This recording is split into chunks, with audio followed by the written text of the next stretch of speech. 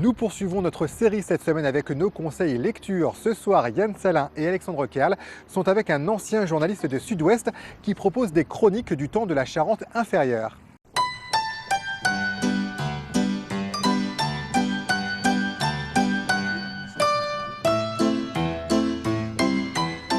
Retour sur les lieux du crime.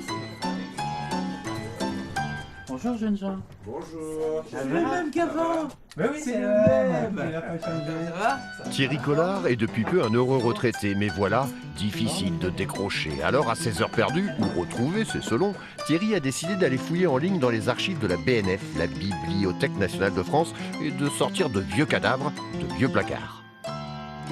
C'est toujours un petit peu mon métier de journaliste. C'est le quotidien. C'est ces petites affaires qu'on traite au jour le jour. Et un jour, on parle de politique, le lendemain, on parle de sport, le surlendemain, on parle de justice.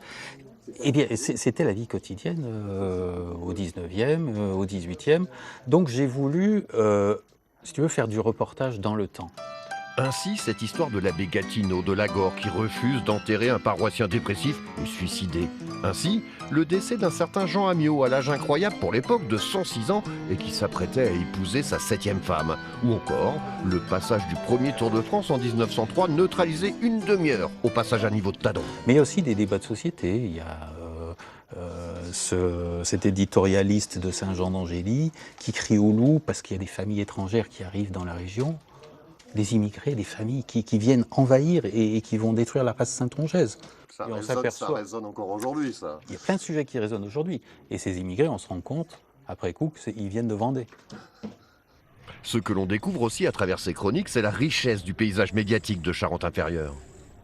La presse était extrêmement développée. Dans un département comme la Charente-Maritime d'aujourd'hui, ex-Charente-Inférieure, on a eu des époques avec 5-6 quotidiens.